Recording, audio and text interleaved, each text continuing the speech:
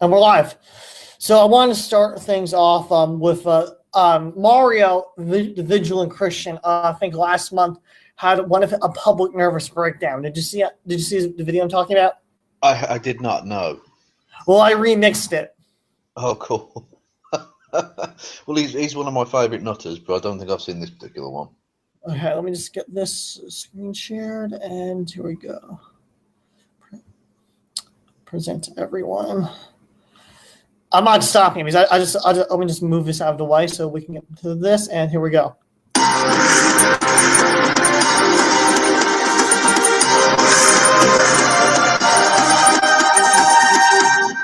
Hey everyone, it's Vigilant Christian Mario, and you're here for a quick video because I've been wanting to do this for a while. I wanted to do a video and just share with you my... What?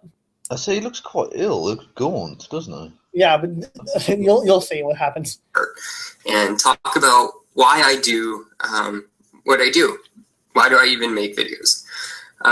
Many people say that it's because of money, and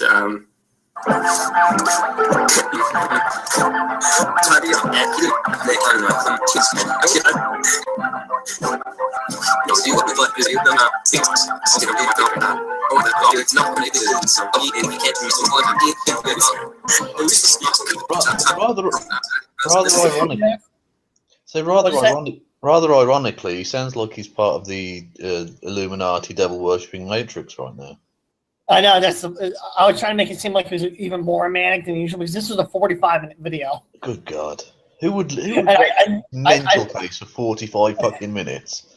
Exactly, and I sped it up into 2 minutes, looped. Did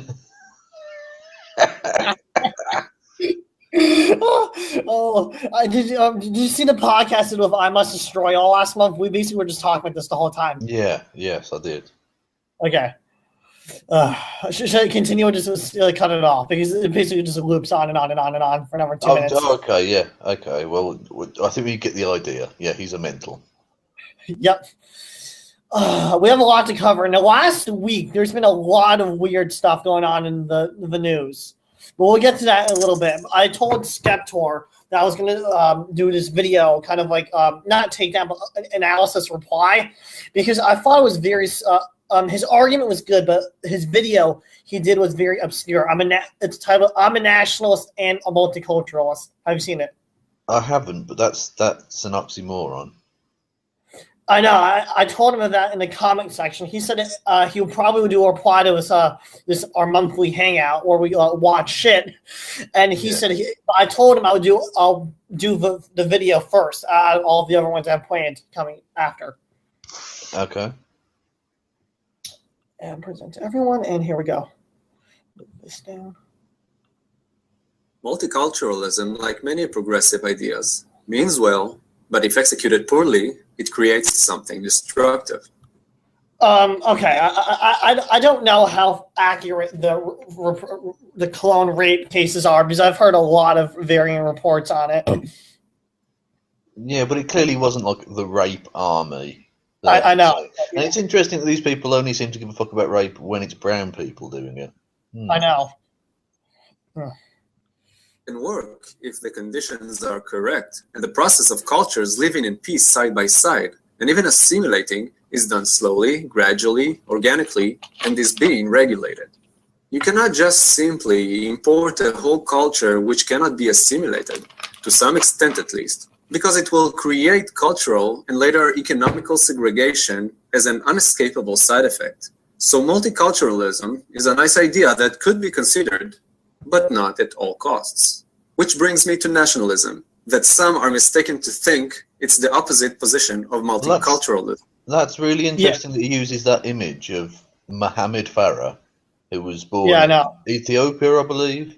I think it was Somalia. Yeah, Somalia, sorry. And then moved to Britain as a young child and became a national sporting hero by winning 2 golds at British Olympic Games. So it's interesting that he would bring that up as a symbol of nationalism rather than of multiculturalism, where you've got a stadium full of predominantly white people born in Britain cheering on a Muslim called Mohammed. Interesting.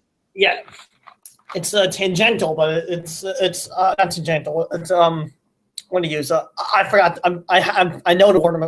I'm blanking on it. Never mind. What? I said, never mind. I think the point is being made. Yes. Nationalism is a biological inevitability. It is a stable equilibrium. No, it isn't. The nation state is a very new concept. To talk about it in evolutionary terms is an absurdity. Oh, yeah. Talking about, say, things like in-group preference are very real. That's a very real thing. Yeah. But nationalism is an absurd notion. Well, you could also argue that nationalism goes back to the medieval ages with feudalism in a very odd way of arguing it. Like, yeah, but even so, if we're talking evolution, you've got to be going back tens of thousands of years. oh yeah, Do you know true. what I mean? Well, actually, his argument of nationalism being what was it? The word he used again? Nationalism is it's a culturally he just said it was culturally assimilated, right? Something like that, yeah. You could also argue ancient Rome, the Roman Empire, is in that same line of cultural assimilation by conquer by mass, kind of in a weird, like. Well, yeah, but that was forced coercion. Yeah, exactly. If you didn't assimilate, they would either go to war with you or enslave you. And actually, sometimes even if you were assimilated, they still enslaved you. So let's not pretend that Rome was a civilized place because it had a sort of version of nationalism. That's my point. Rome was a national state, like one of the first of its kind. We continue. The problem is, people associate nationalism with bigotry almost automatically because they correlate. Well, there might be a very good reason for that. Yeah. Because that's what happens in virtually all nationalist circles. Not that you can't be a nationalist and not a bigot, but the two are pretty much interlinked in every instance, near enough. Pretty much. With bigotry and think it's synonymous. Nationalism is the human psyche extension of tribalism, which is the extension of kinship. That's why I can state, we're all human, but I love and care for my close family way more than I care for others. Does that make me a bigot to non-family members? No, that's a different thing, though. To say that you're inherently better than other people because you were born on one strip of land as opposed to another is ridiculous. There's actually a fallacy term for that, and I can't remember what it's like. It's something called like a woodsman fallacy. It's the fallacy of cuntishness. That's what. Yeah. Okay. But it's basically a variation of the woodsman merchant fallacy, which is done a lot by anarcho-capitalists and sovereign citizens on YouTube. This is like whatever. Right, whatever. Yeah. Love the woman I married and care for her more than I care for other women. Does that make me a misogynist? I love and care for my people, my tribe, my nation more than I care for others. Does that make me a bigot or a racist or a Nazi? I don't think so. I'll tell you what it makes me, a nationalist. And it doesn't mean that I hate or think people from other nations are less human than I am. But if you want to be brutally honest and as non-PC as possible, yes, my children are worth more to me than others. My wife is worth more to me than other women, and my nation is worth more to me than other nations. This is a part of human nature, and although there are people out there who will claim that there shouldn't be any kinship or tribalism or nationalism, and claim that we should value each human equally, are deluding themselves. Because, my dear listeners, if one of you had to choose between one of your closest family members or close friends and a complete stranger from the other side of the planet, don't tell me you'd think everyone has the same worth, so let's just flip a coin. Yeah, but there's a difference. There's a conflation there, isn't there, between that he's making there between kinship and nationalism. Nationalism is essentially the belief that you're better because you're from one nation as opposed to another. But I feel like in that particular sentence right there, Skeptor was doing a peer promotion fallacy. Yeah. Oh yeah. But I mean, with that, I'm less fussed with that in the talks in terms of nationalism and stuff because ultimately you don't. As much as I dislike nationalism, you can't help but feel that a lot of nationalists don't have a choice in that the way they feel there. It is just emotion. Yeah. Fact is, most socially stable countries, which are not also bent on conquest, are the ones who their citizens feel strongly about their nationality, like the US, the UK, and Israel. Sweden and Belgium. Whoa! Time out. He's named 3 nations that he doesn't consider are bent on. Yeah, I know. Conquest. Are you fucking joking me? I know exactly. When I saw that, I was like, "What?" Like yesterday, I watched this. I was like, "Oh." Well, Britain was the most rapacious imperialist nation, and would still be if it could get away with it. America is the most rapacious economic imperialist nation, and Israel, although it's complicated, clearly there are lots of ultra-Zionists who are hell-bent on bringing about some sort of ridiculous Jewish super state where there are no Arabs at all. So incredibly racistly. A lot. Like I think it's like 13. Like okay, so this is an interesting statistic about Zionism. Zionism is bigger in the United States than it is in Israel. Yeah. Oh, absolutely. Yeah. There's a very significant. And again, I'm always reticent to start talking about the Jewish lobby or the Israel lobby because there's always that nasty feeling of like, it sounds a bit, it sounds a bit Nazi-ish, a bit like I don't want to be associated with those people. But there is clearly like with AIPAC or whatever they're called.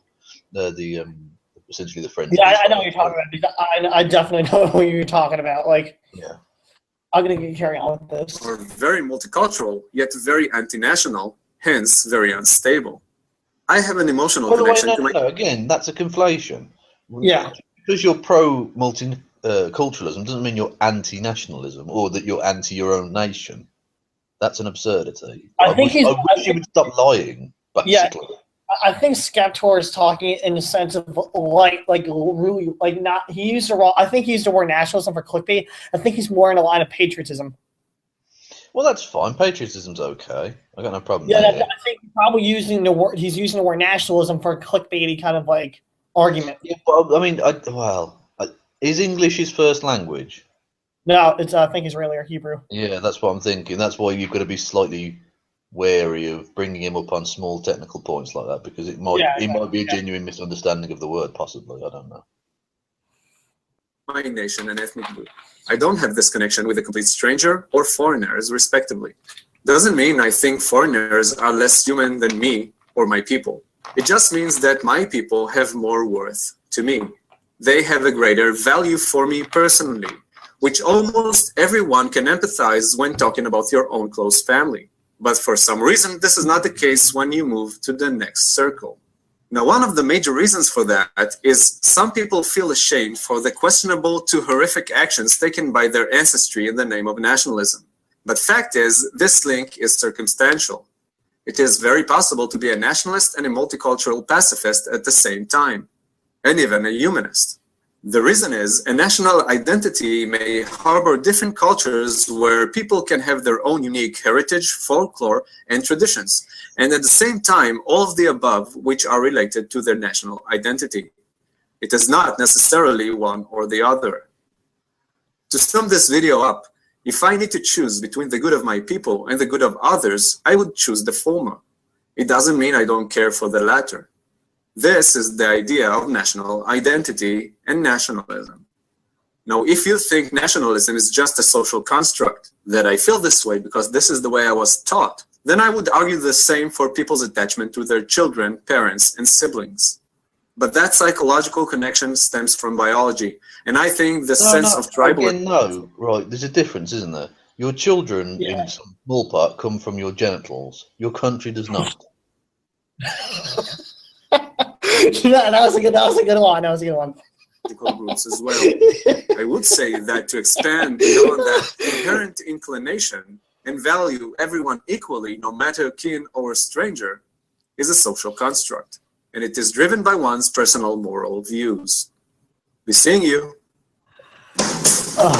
Okay, so that one's out of the way, but I have a few others that are actually, that was a little a tedious one. I have the next one. Have you seen this today? This is all over the internet. It was all over the Chinese tabloid, like pop culture tabloids. I found it hysterical. It is so amusing. Well, let's have a look. Present to everyone. And here it is. I'm not going to pause it because we just have to watch it straight through. There's a reason why. Okay. 12월 12일 평안북도 철산군 소일 이송 발사장에서 운반 로켓 은하 3을 통한 광명성 3호 발사가 성공했습니다.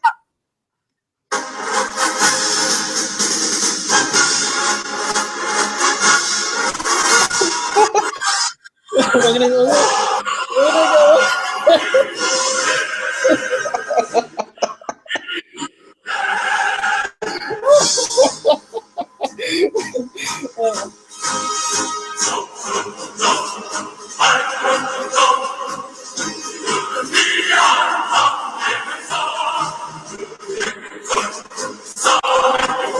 Oh my god.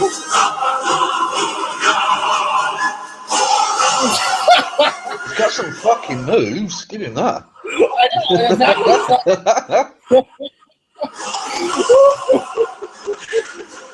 I'm watching a hippo do ballet. It's amazing. I know. You wait for the finisher. The finisher is amazing.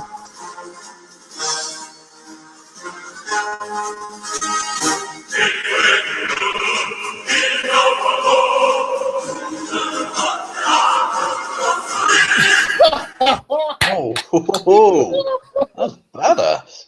I mean, I presume that wasn't actually Kim Jong-il, sure. I don't know. All the Chinese tabloids keep saying it is. Really? No, it can't possibly. I don't know. Like I do. We all do know the Chinese presses do lie sometimes. Like, I was about to say this is from the same news fucking feed that said that Kim Jong-il, his now late father, had gone something like, was it 25 under par for his first ever round of golf, including like 5 holes in one. Yeah. I think they might just be a little bit. I mean, they might have Fox News beat, I think, in terms of propaganda. I'll be honest, I think they might have outdone them. But even so, whoever that dude was, to have a frame that fucking big and be able to move that well, he moves better than I can, and he's way. I can do his moves, but not to that level. Like, because I do a lot of jujitsu and capoeira. Oh, okay, yeah. Yeah, but nowhere near that level. Like, yeah, that was incredibly impressive. There's no way that was Kim Jong-un, but kudos to whoever the fuck that actually was. This one is going way back with my YouTube watching this guy right here. This guy is like some like classic stuff right here from 2012. Let's see if you're familiar.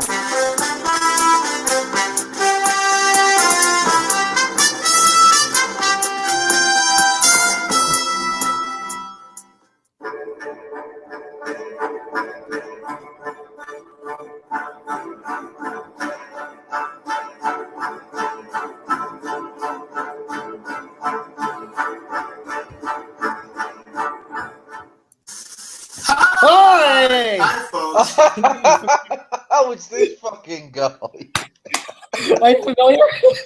Oh, yeah, I've actually made one of my first response videos was to this guy. He was going on about the Japanese comfort women. Yeah, exactly, yeah. Did you reply back any like comments, tweets, anything? Oh, no, I didn't get a response from the guy, but he's incredible. He's oh, God. How do you even explain? I think he lives in Japan, doesn't he? But he's an American, and he's looking. He recently said he moved back to the States. He's now living upstate New York. Oh, is he? Oh, okay, right. Yeah, well, he's this incredibly right-wing fucking mental case. He's incredible, yeah. Oh my god. Yeah. This is a mood-altering drug, a behavioral-altering drug called Ritalin. Oh no, I know about Ritalin. And look at that face. Look at that. Oh my god. Prescribed to children. And the vast majority of Ritalin prescriptions that are written here in these United States of America. Isn't it like against the law in the UK to prescribe like psychotic pills, psychosis pills like Ritalin and other shit, like to kids under like 15 or like 16 in the UK? I don't know. I don't know the exact ruling if that's necessarily the case, but I know it's much more restrictive than it is in America. Yeah. The majority of those written in the United States are written for boys. That's it, kids. You see, and the reason for that is because in feminized America, this is like his first MRA talking point video. That's why I had to download it. Yeah, this does seem a little bit.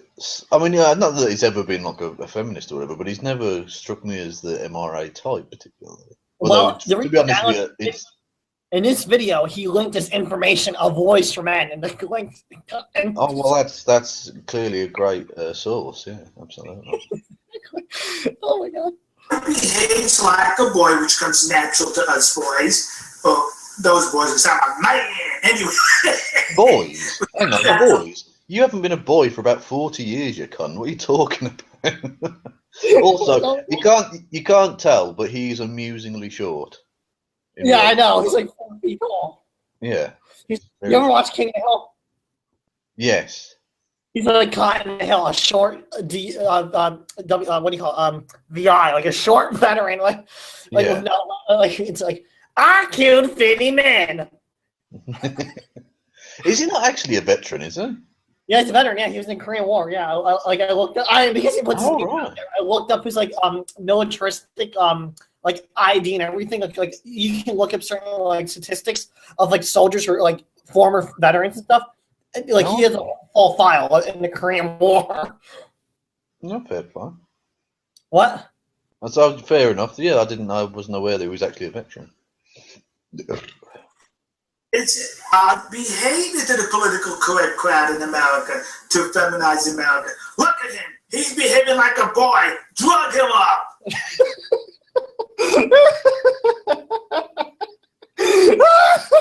First, I mean, he's a mental case, but what's with the shit graphics as well?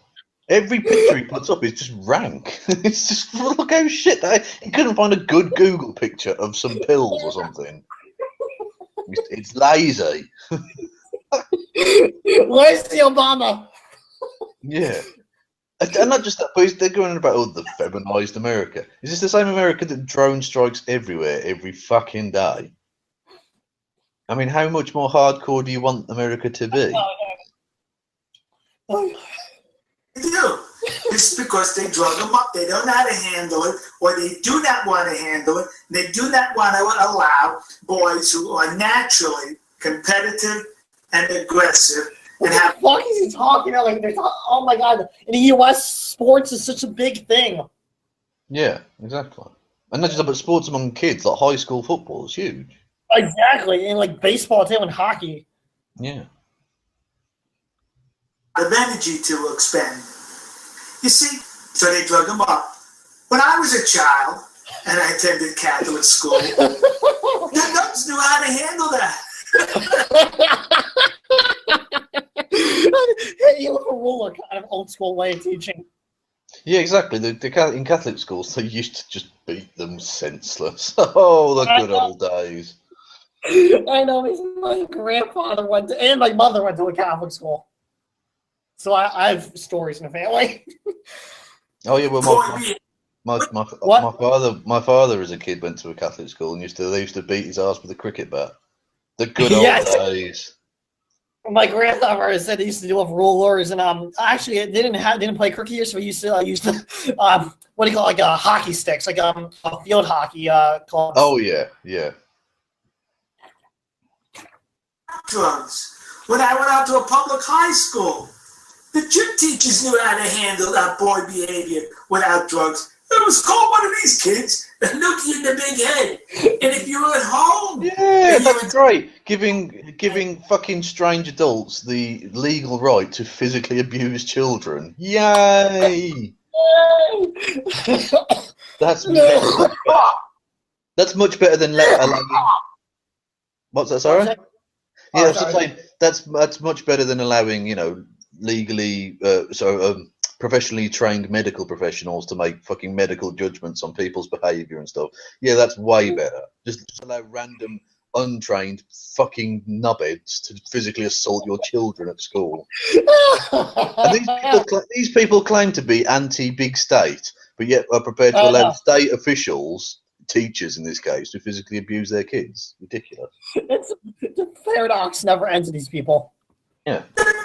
In the hand you got across the face. No drugs. Very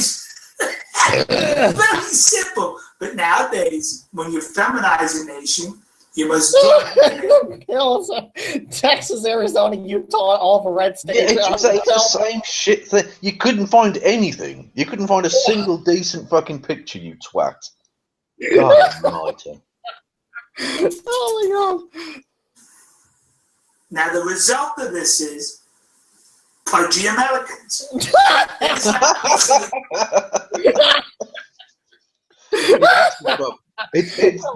It's not the lack of regulations on fat and salt in foods or the ridiculous portion sizes or whatever. No. It's the feminization. That's the problem. I swear to God, I was on a voice from a few weeks ago. They had an article saying feminized America making men fat. Like, oh God. These people are fucking mental. They're just such losers. Oh my God. That those children who were put on Ritalin, they gain weight more so than those children who are not. Look at the picture on the right. It went from a stick man to an oval. It's like placed on top. This is the worst. Oh God.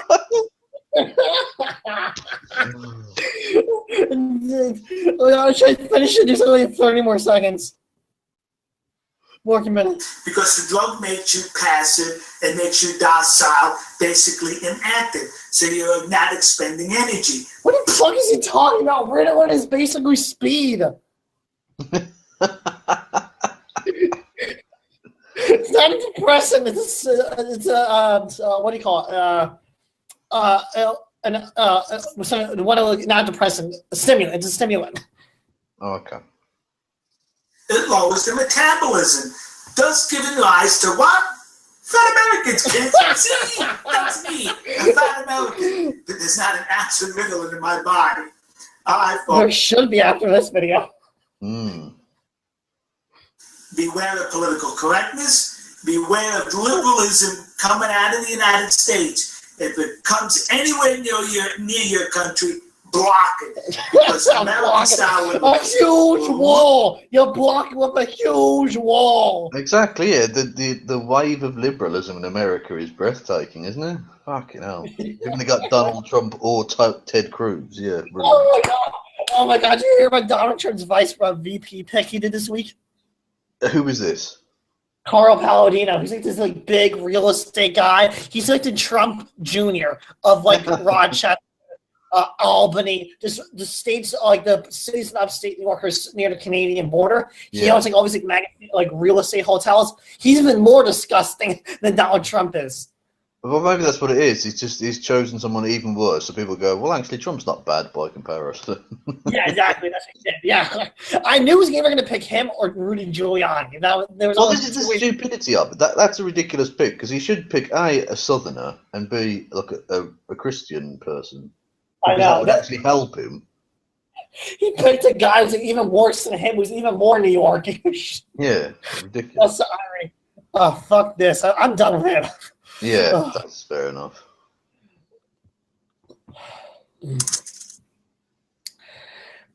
Speaking of Carl Palladino, here's his today on Fox. I have no idea who this guy is from sorry, I got distracted. I have no idea who this guy is from Fox Business News. Well, no one watches Fox Business. It's not a bother. Oh, this guy. Yeah. Frank Varney or something, is it? Yeah. I knew he worked for like Sky News back in the day before he got moved here. Oh yeah, he's a British dude. Yeah, he had Carl Palladino on this morning. Oh, okay, cool.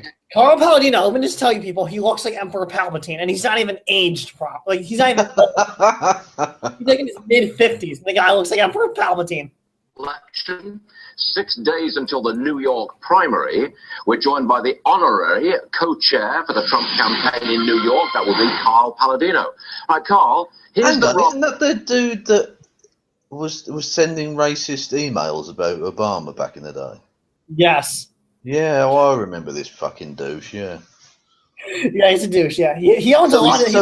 So he's a New York slimy racist. He's pretty much Donald Trump. That's who he's chosen. Yeah. He's just And another- Carlo Palladino actually is a real estate. He owns like the Palladino Hotel line in New York State. Oh, cool. Well, there you go. Poor guy. If he is the Republican nominee, he cannot beat Hillary Clinton. That's the rub on Trump. And you say what? I think the press should get over it. I think Donald is going to wipe the floor with Hillary Clinton. Well, there's you gotta there's no say doubt that, about it but- in my mind. But there isn't a single poll that says that, and I've not met Exactly. anybody. I mean, I don't want to agree with the Fox News dude, but it's true. Even a third of Republicans have come out and said they won't vote for Donald Trump. Now, when a third of your own fucking voters are saying no, you've got no chance. I know. It's I mean, he could So genuinely wait. lose some of those safe southern states, potentially. Oh, I know. Yeah. It's that silly. You know, this fucking asshole ran for governor 4 times and failed. No, he looks like he's got the Black Plague or something. What the fuck's wrong with him? Emperor Palpatine, the hate in him is morphing him into a crippling Sith Lord of it's distorting him, the hatred inside him. Exactly. Marvelous. Yeah. It's literally poisoned his face. He was like a Sith Lord, like a wrinkle. He looks like Palpatine and Revenge of the Sith, the third part right before his prime transition.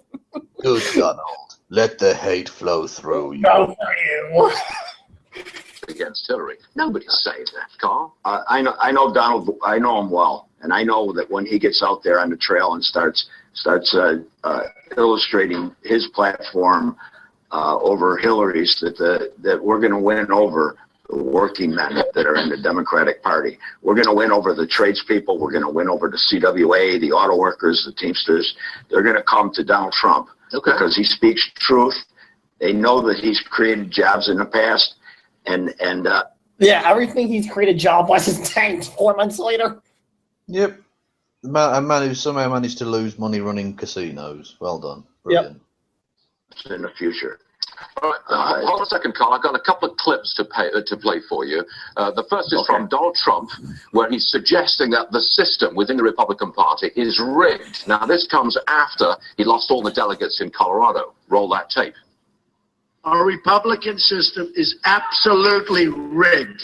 It's a phony deal. System. It's a dirty trick. It's a dirty tricksters. This is a dirty trick. And I'll tell you what, the RNC, the Republican National Committee, they should be ashamed of themselves for allowing this kind of crap to happen. I can tell you that. They should be ashamed. There's so many rumors flying around New York State that, and like just the city in general, Donald Trump's on steroids. I'm just waiting for it to come out in the Inquirer of the Globe or some crap tabloid.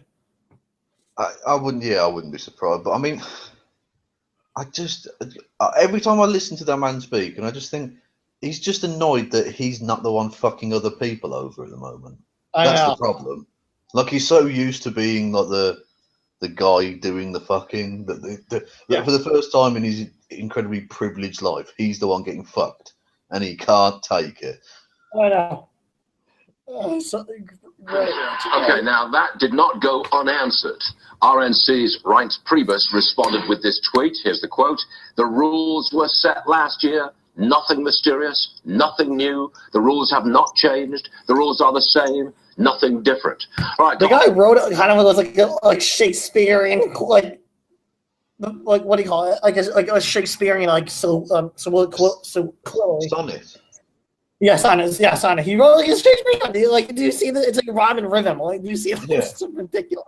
But it's actually it's a good point. You entered the race knowing the rules. If the rules haven't changed, tough shit. You know what you have to do to win, and you're not doing it, or haven't done it in Colorado. Oh, God. I want to say Carl Palladino fucking loses it in this clip. I'm trying to get to the point where it says much of an organization, and he's complaining about it. He didn't even show up in Colorado. What's with that? In Colorado, the games that were played were beyond the Trump campaign's ability to deal with it. It was wrong.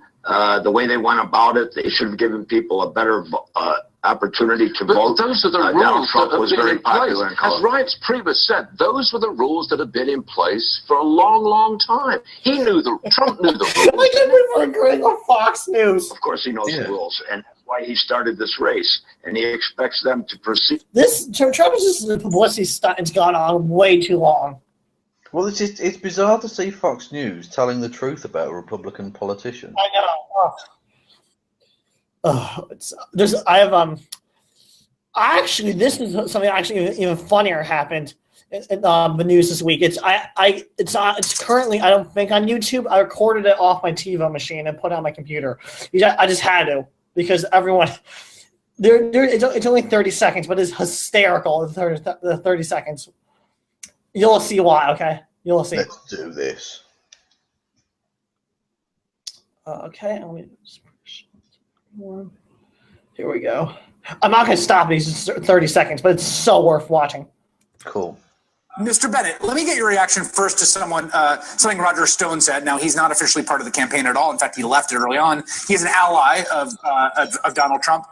This was his strategy for persuading unbound delegates. Take a listen. We're going to have protests, demonstrations. We will disclose the hotels and the room numbers. See what's on the screen? Yeah, oh, yes. Yeah. Yeah. Ridiculous. Well, I'm trying to think of a good quote. It's from Stefan Malhew. Because I didn't kill her, mother. I defood. Those delegates who are directly involved in the Yeah, steal, yeah, if you're from yeah, Pennsylvania, we'll tell you who the culprits are. Does he kind of look some like evil henchman in the corner? Kind of like. It does. There is a look of number two there, both and figuratively and Austin Powers. I always feel like Stefan Malhew, like in these like white backdrops, always looks kind of Neanderthal looking. Like he just looks like kind of like a Neanderthal. Yeah, and I like that serious face he does look he's got there. Like, I'm a serious politician, man. I'm talking to a serious politician, man. It's ridiculous. We urge you to visit their hotel and find them. What do you think of that idea, Mr. Bennett? Probably not a very good idea, but I admire the passion.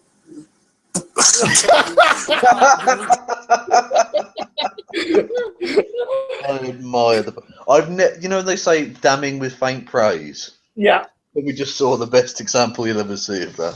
I love the passion. This happened, I think, on Monday. This happened Monday. I don't know if is Euro News like a big channel in the UK, or is that more of a continental European channel? It's not a big channel, but I've certainly got it on my cable or whatever, and I watch it occasionally. Okay. It was really good for I say really good, but when you have like the attacks in Belgium, they did incredibly wall-to-wall stuff. Well, I'm only this is a minute and 30 seconds, but I'm only playing the first half of it because it's so funny. Cool.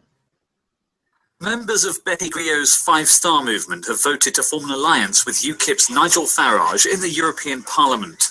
78% of those who voted backed the Italian comedian's anti-establishment party teaming up with the British Eurosceptic. Oh my God!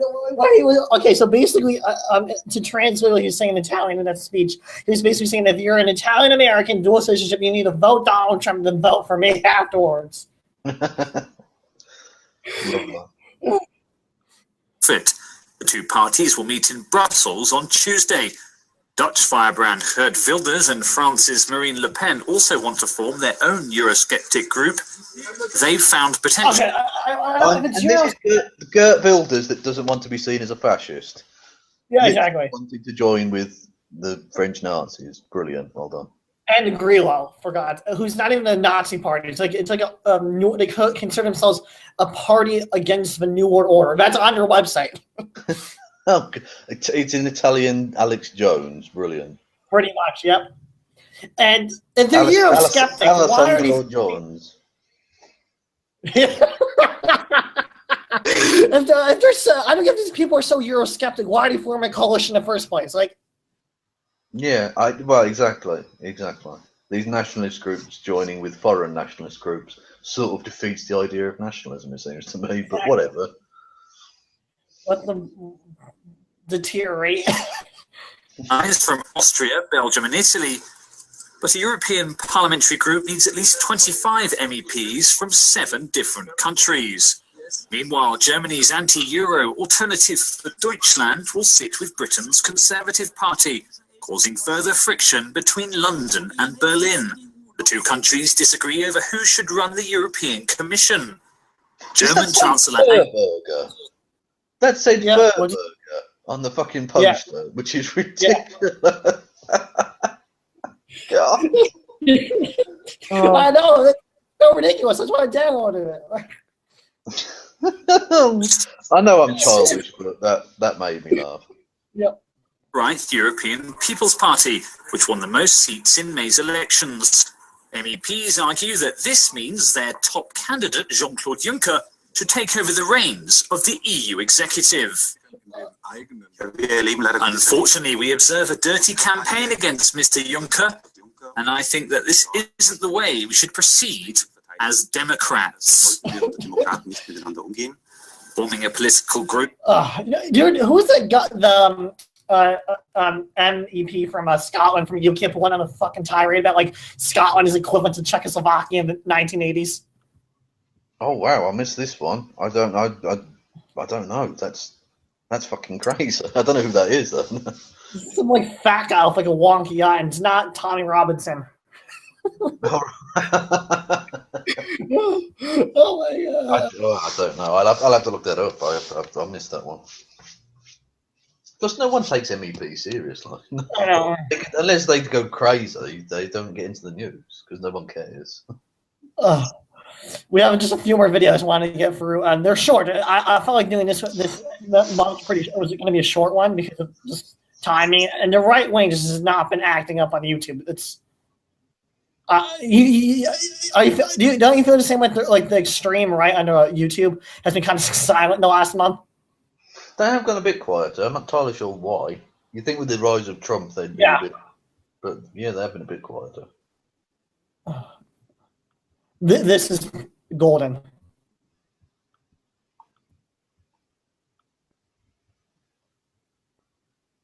And they're so delusional, they think they're going to create Lucifer. Oh my gosh, did you hear that? No, you laughed over it. It's just, I'm going to rewind it.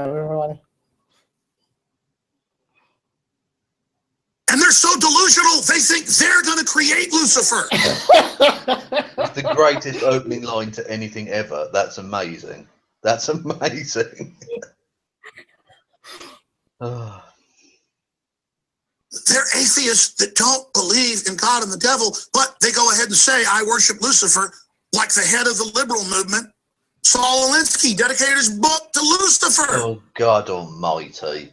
Any cunt who brings up Saul Alinsky clearly is a mental case. No one gives a fuck about Saul Alinsky, you twats. Shut up. And also, people say they worship Lucifer to piss off twats like you. That's why. It's a joke. Oh my god! You know what's even funnier about Saul Alinsky? What's this? With Saul Alinsky, people in New York City who are of his age who were involved with him hated him. Like the leftover left movement of New York City, who are in government now or who are still activists in media, they fucking hated Saul Alinsky. He was not a leftist. He wasn't even right. He was just a dick. People hated in New York City. Yeah, well, that's the thing. People who bring him up are just essentially when you bring up Saul Alinsky in anything other than just here's a curiosity bit. Like if you think he's a serious influence on anybody, I dismiss you because you're not worth being taken seriously. But they believe they're building Lucifer because humans can envision and build whatever they imagine with enough time and energy.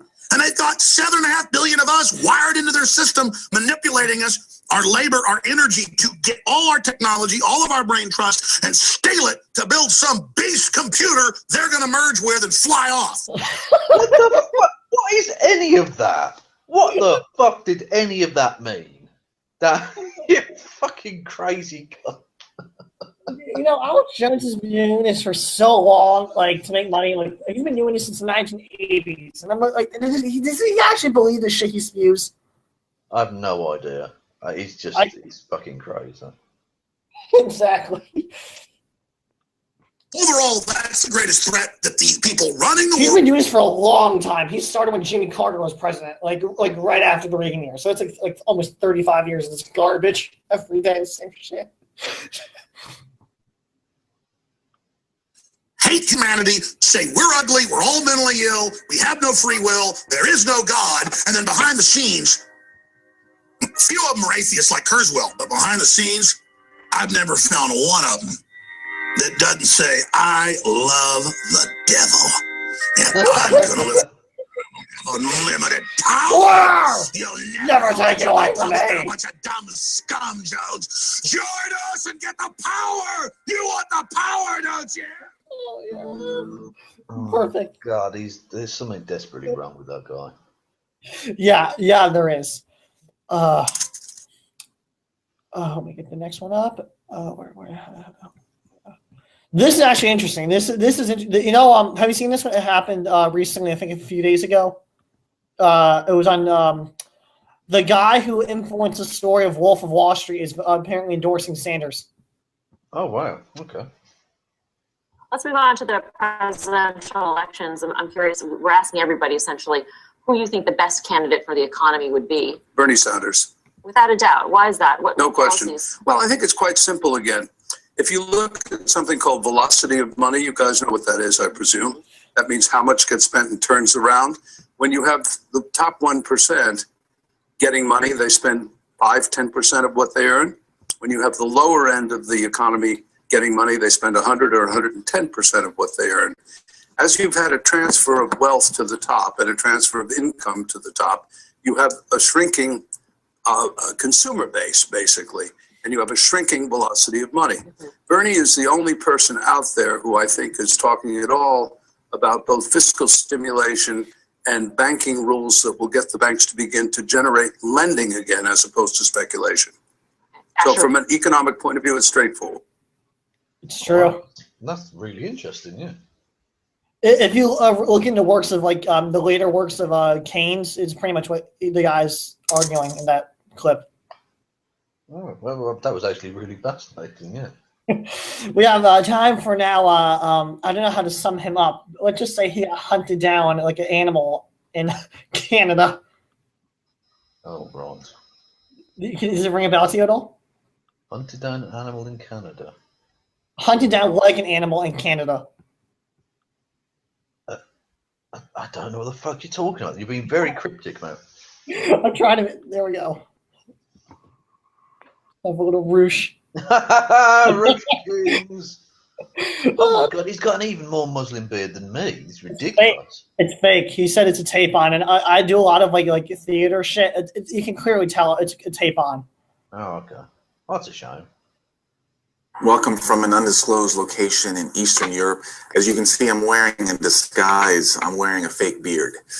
After the outrage in February 2016, I just don't want people to recognize me on the street. So this is a tape on. This isn't real. You know, I don't want to touch it because it just comes out. So anyway, it's been 2 months. It's so fucking paranoid to wear a fake beard when you can obviously tell it's you when you're wearing a Return of King shirt. Yeah, exactly. Yeah, that's a bit of a giveaway. And I wanted to share some of my thoughts on free speech and what free speech is. And I've done a lot of thinking, a lot of reflection since February in my hideout. And I have some things that I want to share. The first thing I want to share about free speech is that if you're not paying dearly for it, you're probably not exercising it. What the fuck does that even mean? That's ridiculous. Yeah, that's absurd. Just being a prick and getting a reaction does not mean you're more freely speaking than anyone else. It just means you're a twat. Oh yeah. Establishment wants you to think in terms of what you learned through the media, through the universities, through entertainment, Hollywood. You are only stating what ideas they put into your mind, the ideas that are safe for you to believe. So when you speak those ideas... Oh my god, this guy is so dense. Yeah. But I was like, I'm trying to analyze what he's saying in my brain, but it just sounds like farts. It just like anything to reply to that statement or not? No. Well, yeah. I mean, that's essentially my thoughts exactly. It's not really free speech, it's controlled speech. And as long as you exercise controlled speech, no one is going to come after you. But the second you speak of things that go against what the establishment wants you to believe, then the attacks come. And attacks are expensive. If you get attacked in work, in school, if you have a business, attacks will cost you money. And the more money that you're having to pay for what you say, the more likely you are exercising your free speech. My free speech has, in the past year, cost me over $30,000. How? You're fucking blogging. It's free. Like, oh. And not just that, but how has he come to that conclusion? I'd like to see his workings. Can you show us your tax returns, like to back that statement up? Like, oh. Over $30,000 expenses as a result. Oh my God! So I've come to the conclusion that $40,000 in debt from free speech, Rushvi is the equivalent doppelganger of Jordan Owen. There's a certain truth to that.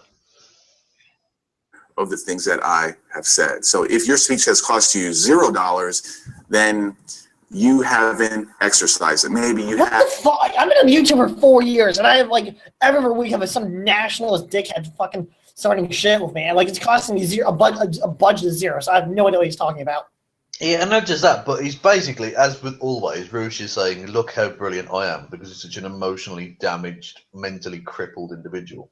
He's saying, because people attacked me, that means I'm better than you. He's still wanting to turn it into, "Look how great I am." Twat. I know. The correct ideas in your mind, but you haven't spoken it out in the public sphere. Free speech laws do not stop people from attacking your speech, okay? Yeah, obviously. Yeah. The second thing I learned about free speech is that free speech laws and the right to free speech doesn't stop people trying to censor you illegally and wrongly. Having laws against... No one's trying to censor him. He's just criticizing him for being a dick. Yeah, exactly. Well, this is the thing. These fucking idiots are going about, "Oh, they're silencing me, blah, blah, blah." They're not doing a very good job. You never shut up. No. I know. It's I heard rumors like in comic sections on certain videos from certain YouTubers that like Roosh apparently is going towards the alt-right, but the alt-right is pushing him out because he's a Muslim background. Yeah. Oh, yeah. They've called him. What's the phrase they use? Incredibly racist phrase. Yeah. Imagine, but they call it basically a sort of brown interloper or whatever. Yeah, exactly. I figure. Yeah.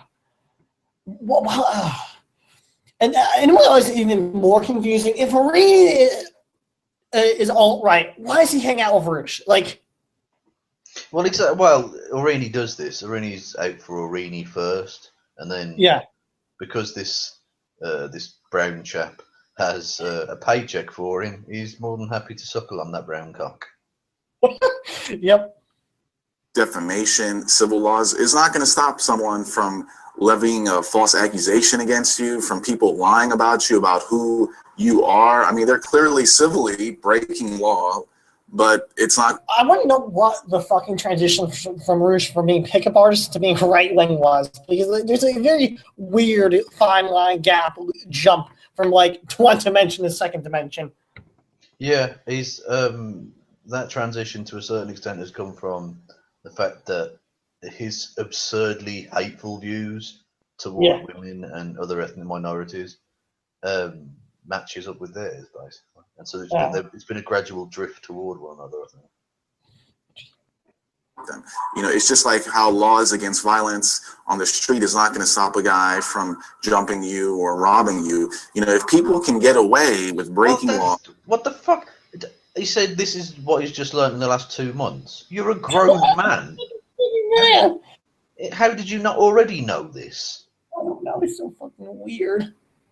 He's a weird dude. With being a censor, trying to censor you wrongly, and giving a malicious lie at work or rumor, if they think they can get away with it, and if they think it serves them some advantage to silence someone that they hate, someone who has ideas that they feel are wrong and bogus, then they're going to do it. So don't think that, oh, I live in a country where I can say whatever I want. Yeah, Look at this smart fucking smile on that guy's face and his eyes. Oh, I can say whatever I want because I'm in a free society. Well, he thinks he's so clever. I know. Oh, God. He's not. It's not going to stop people from trying to stop you. So you have to understand that just because the law is seen for liberty, and it's not going to stop people who want to shut you down. So don't think that the law why is he talking to us like we're fucking sick? Is going to create the environment. If there are laws against murder, that does not stop murder happening. We know. We're not fucking single digit ages, for fuck's sake. You dopey cunt. What the fuck?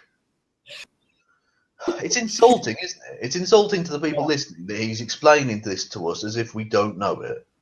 Fucking hell. Look, for him, this is some big revelation. This is some big philosophical truth he's just discovered. For everyone else, it's a basic part of your fucking life.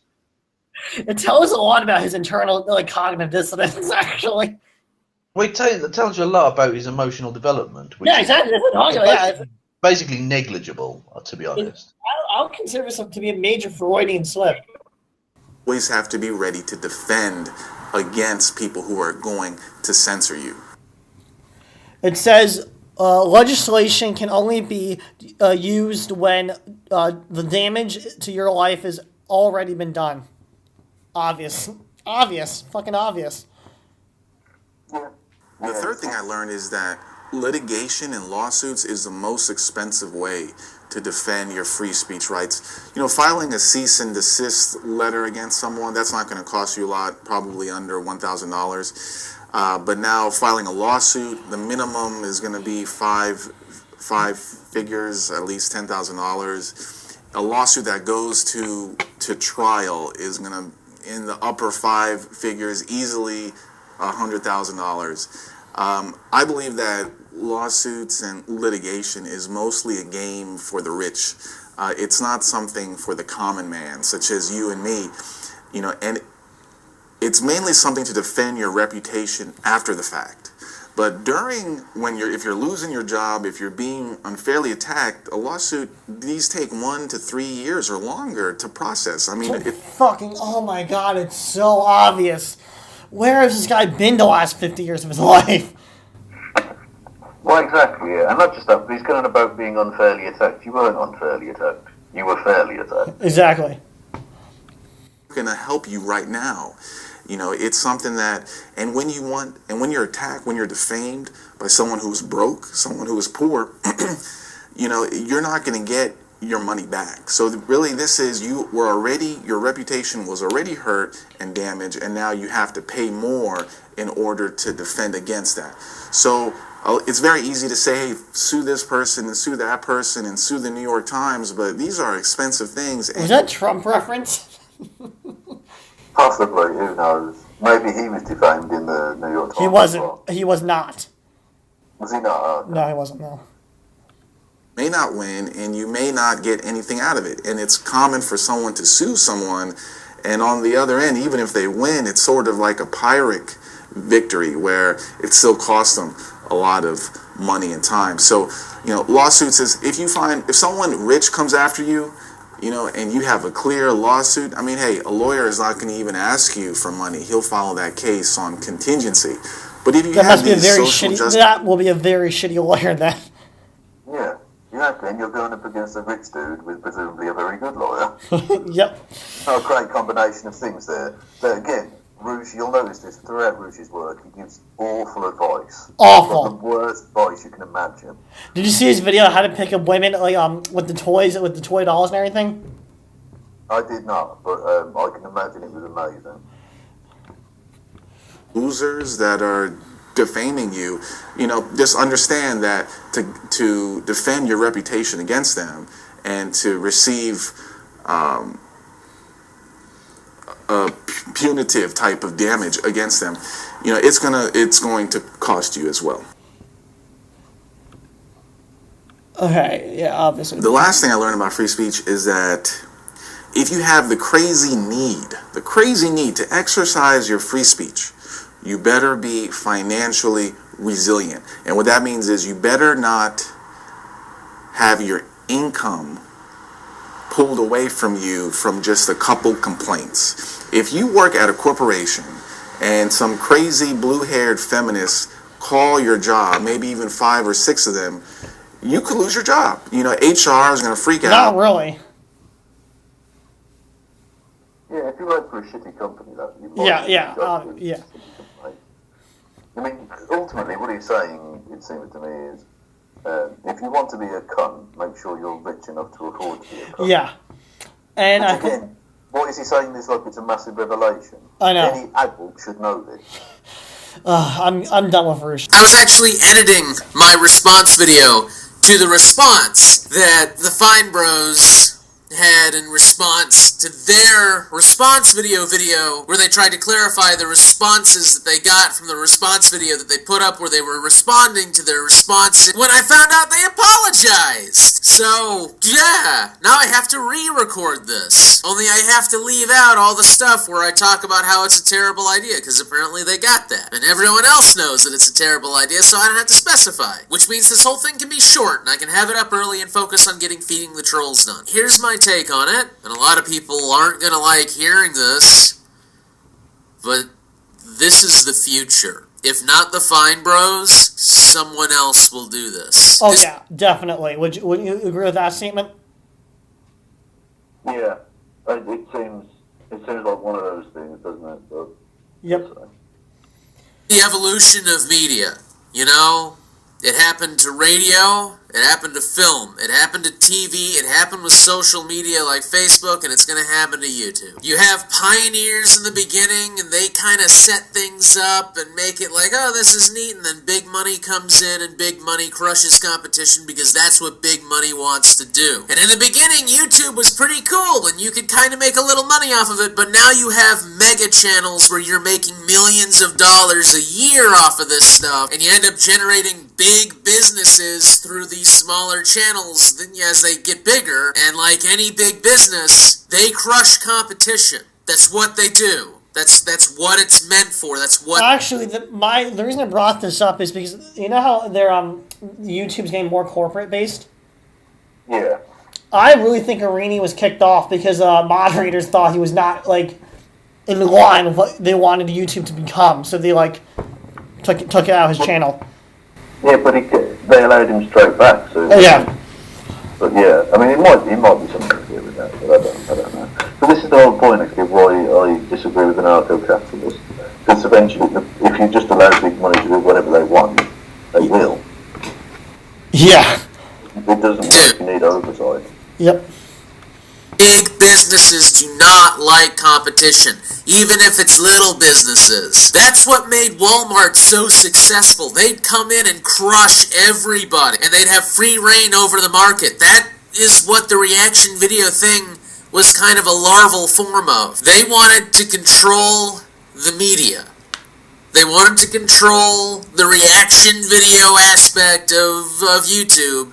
And they would have done it had it not been for community backlash, but that backlash only existed because they told us. It could have been to where they didn't say shit, and they did this all cloak and dagger-like, and then they might have gotten away with it. And I guarantee you there are larger channels and there are larger corporations that are trying to do it all cloak and dagger, and they're gonna get away with it. So let's all wave flags around. It's like, yeah, they stopped, but next time, who knows? What I'm basically getting at here is this is what it's going to turn into. This is what it always turns into. Things go to shit when it comes to media after a certain point. And maybe I'm wrong. This is a pretty new form of media. It has no real historical parallel as far as I can tell, but then history tends to repeat itself. So we'll see, but that's my take on it. Just keep your eyes open. This will happen again. So, what do you think? Do you think about his prediction, Q Fuzzy Weasel's prediction? I think there are certainly going to be people trying to do that. I think essentially what you need to do, and the thing we don't have going for us, is we need to have a vigilant electorate, making sure that the government appropriately legislate against it, and not to allow the government's tentacles to reach too deeply into creative spaces. Oh yeah. But unfortunately, we don't have an engaged, wary electorate. We have, without sounding too Alex Jones, we have a lot of sheep. Oh yeah. People don't give a fuck. Oh yeah. And this is, I think we're done for today. I think pretty much. Okay, cool. That was fun. I enjoyed that, man. John Madden, John Madden, John Madden, Tony Hawk, Tony Hawk, John Madden, John